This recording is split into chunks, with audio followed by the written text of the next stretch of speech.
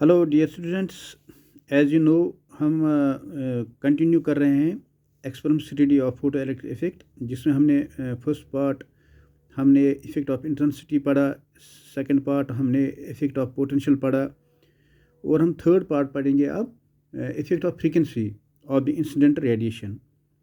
This is third part. तो इसके लिए हम आप डायग्राम को रेफ़र करोगे जो मैंने आपको experiment study of photo electric effect में दिखाया था। तो हम क्या करेंगे,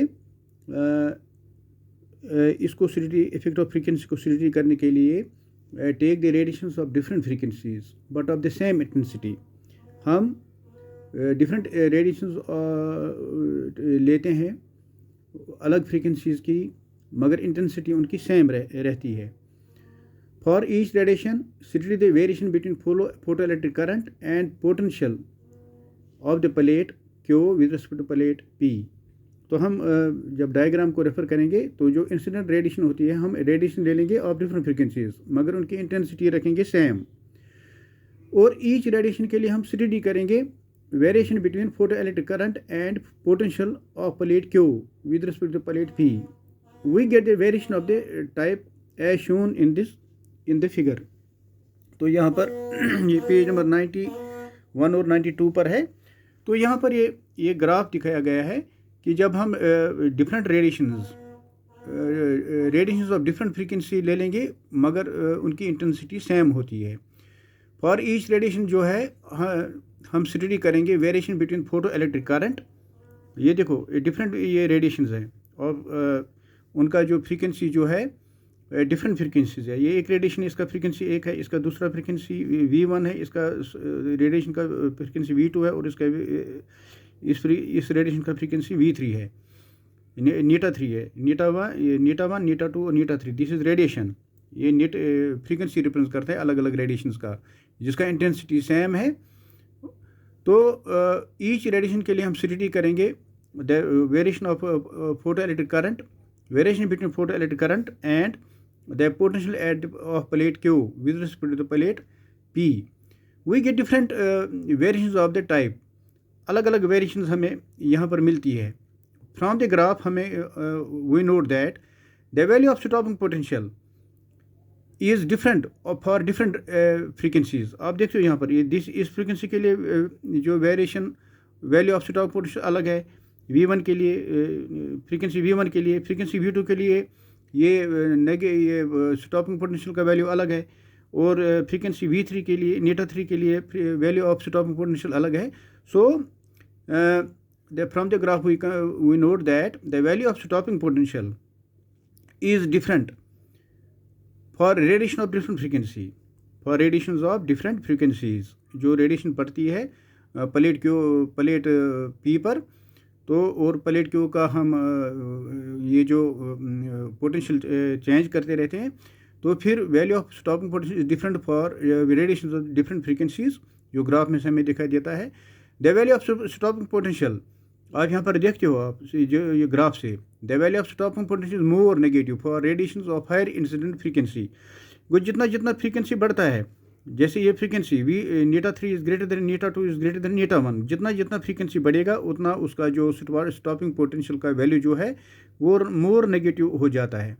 बच्चों you must understand it in a proper way. जितना the value of stopping potential more negative for radiation of higher incident frequency. जितना हम जो रेडिएशन का जो फ्रीक्वेंसी बढ़ाएंगे, रेडिएशन ऑफ हायर फ्रीक्वेंसी ले लेंगे, उतना उनका जो स्टॉपिंग पोटेंशियल जो है उसका वैल्यू मोर नेगेटिव हो जाएगा। और the value of saturation current, ये देखो ये the value of the saturation current, आप यहाँ से देखते हो, this is the value of the saturation current depends on the intensity of the incident radiation. वो जो value of the saturation current जो है वो डिपेंड करता है on the intensity of the incident radiation. वो जो इंटेंसिटी ऑफ इंसिडेंट रेडिएशन है उस पर उस जो सैचुरेशन करंट का वैल्यू उस पर डिपेंड करता है कि कितनी इंटेंसिटी है इंसिडेंट रेडिएशन की, उसी के हिसाब से value of the saturation current भी मिलेगा। But is independent of the frequency of the incident radiation, but it is independent of frequency of the incident radiation।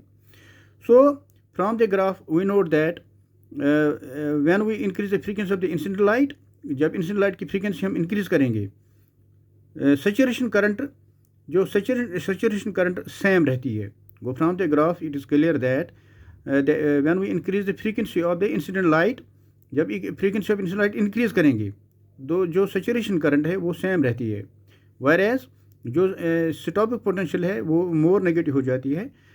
सो यहाँ से हम रिजल्ट कंक्लूड करेंगे, thus we conclude that the maximum kinetic energy of the emitted photoelectrons, वो जो photo electrons emitted हो जाते हैं plate P से, जब उस पर लाइट इंसिडेंट लाइट पड़ती है, रेडिएशन पड़ती है, वो thus we conclude that the maximum kinetic energy of the emitted photo electrons, जो फोटो इलेक्ट्रॉन्स प्लेट पी से इमिट होते हैं, depend upon the frequency of the incident light, वो frequency of the incident light पर depend करते हैं। वो that is हम उसको रिप्रेजेंट कर सकते हैं E is equal to h into neta nu, h into nu, this is the frequency, वो बराबर है 1/2 mv square M V maximum का स्क्वायर, 1/2 mv मैक्सिमम का स्क्वायर, वो बराबर है EV0, वो ऑलरेडी हमने पढ़ा है।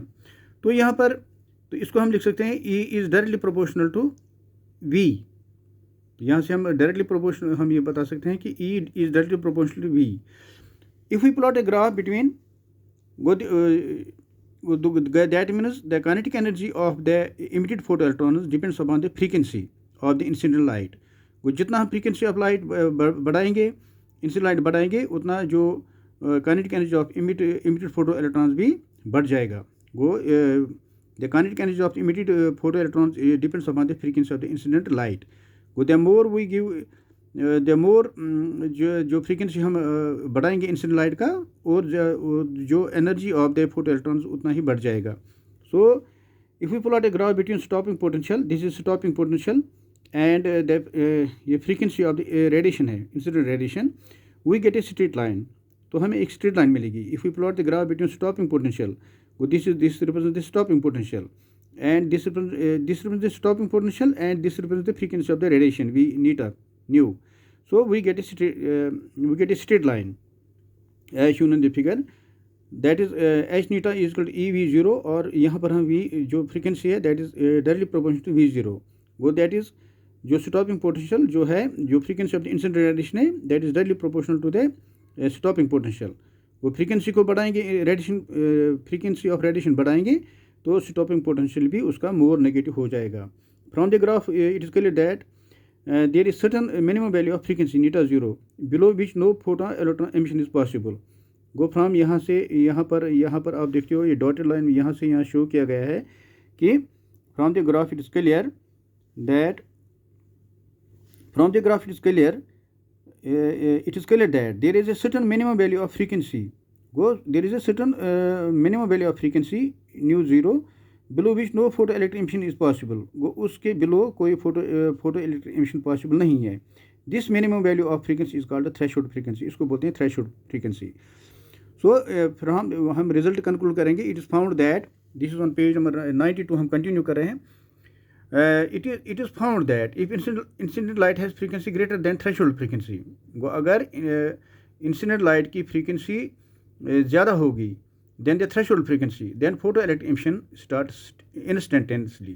सो आपको बच्चों ये पता होना चाहिए कि अगर हम इंसिडेंट लाइट की जब हम इंसिडेंट लाइट की जी फ्रीक्वेंसी अगर ज़्यादा होगी, ग्रेटर होगी than threshold frequency, then the photo electric emission starts instantaneously.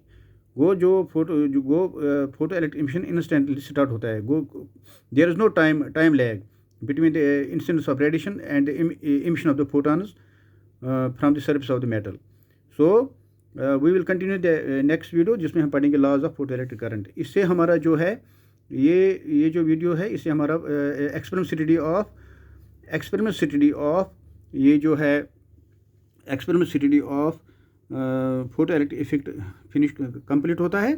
So next video में we will take laws of photo electric effect, वो हम पेज नंबर 92 कंटिन्यू करेंगे नेक्स्ट वीडियो में।